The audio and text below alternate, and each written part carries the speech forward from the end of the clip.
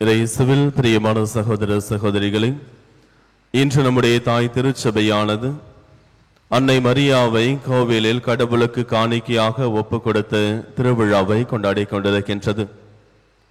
நம்முடைய திருச்சபையினுடைய மரபுகளில் பார்த்தோம் என்றால் தொடக்கத்திலிருந்தே இந்த திருவிழாவானது கொண்டாடப்பட்டு கொண்டிருக்கின்றது.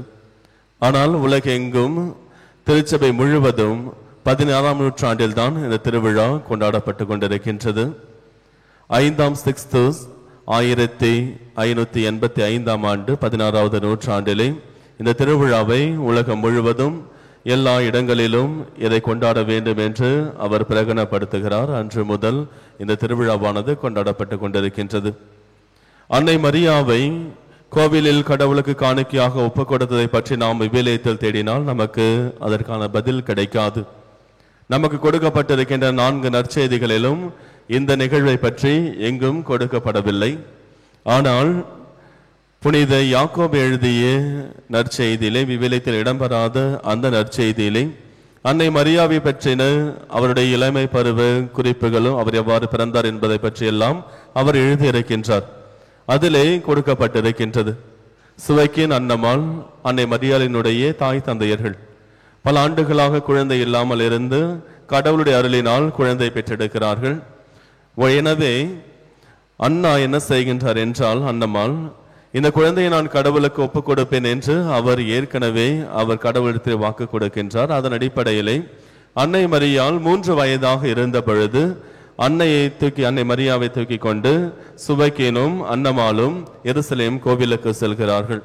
அங்கே அன்னை மரியாவை கோவிலிலே கடவுளுக்கு காணிக்கையாக ஒப்பு கொடுக்கிறார்கள். பிறகு இவ்வாறாக ஒரு நிகழ்வும் சொல்லப்படுகின்றது. என்னவென்றால், அன்னை மரியாவோடு அவர்கள் அங்கே ஜெபித்துவிட்டு திரும்புகின்ற பொழுது அவர்கள் அந்த எருசலேம் கோவிலானது மலை மேல் இருக்கும் படிக்கட்டுகளிலிருந்து அவர்கள் கீழே இறங்கி கொண்டு வந்து கொண்டிருந்த பொழுது அவர்கள் திரும்பி பார்க்கிறார்கள். தன்னுடைய குழந்தையை அங்கே காணவில்லை. எங்கே என்று அவர்கள் தேடுகின்ற பொழுது அந்த குழந்தையானது மீண்டுமாக படிக்கட்டுகள் ஏறி அந்த கோவிலுக்கு சென்று கொண்டிருப்பதை பார்க்கின்ற அவர்கள் பின்தொடர்ந்து சென்று கொண்டிருக்கிறார்கள். மீண்டும் குழந்தையானது அந்த கோவிலுடைய இடத்திற்கு சென்று விடுகின்றது. இதை பார்த்து அவர்கள், இதுதான் சரியான நேரம், கடவுள் தன்னுடைய குழந்தை கேட்கிறார் என்பதை அறிந்து கொண்ட அவர்கள் 3 வயதாக இருக்கின்ற பொழுதே அன்னை மரியாவை கோவிலிலே கடவுளுக்கு காணிக்கையாக என்று அங்கேயே விட்டுவிட்டு திரும்பி வந்து விடுகிறார்கள். அதன் பிறகு அந்த விவிலியத்திலே அந்த நற்செய்தியிலே கொடுக்கப்பட்டிருக்கின்றது, தினமும் ஒரு வானதூதர் தோன்றி அந்த குழந்தையை பாதுகாத்து பராமரித்து வந்து கொண்டிருந்தார் என்றும் அவருக்கு உணவு கொடுத்து கொண்டிருந்தார் என்றும் கொடுக்கப்பட்டிருக்கின்றது. இவ்வாறாக அன்னை மரியா கோவிலில் கடவுளுக்கு காணிக்கையாக ஒப்புக் கொடுக்கப்பட்டு அந்த நிகழ்வானது குறிக்கப்பட்டிருக்கின்றது.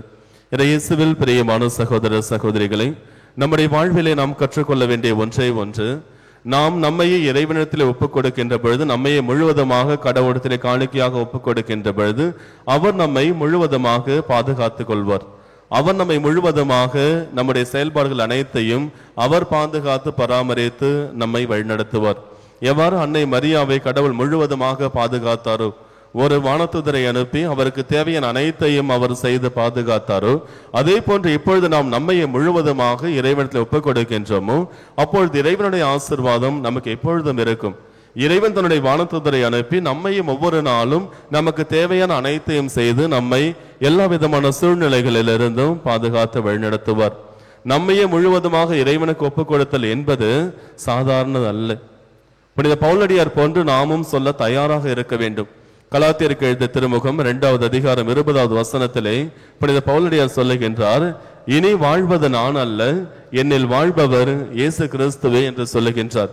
முழுவதுமாக ஒப்புக் கொடுத்தல் என்பது நாம் வாழ்ந்து கொண்டிருப்பதல்ல, மாறாக நமக்குள் இருக்கின்ற ஆண்டவர் இயேசு கிறிஸ்து வாழ்ந்து கொண்டிருக்கின்றார் என்பதை மக்கள் உணரும்படியாக வாழ்வதுதான் முழுவதுமாக ஒப்புக் கொடுத்தல். எனவே நம்மை முழுவதுமாக இறைவனிடத்தில் ஒப்புக் கொடுத்து ஜெபிப்போம். இறைவன் நம்மை ஆசீர்வதிப்பார். ஆமென்.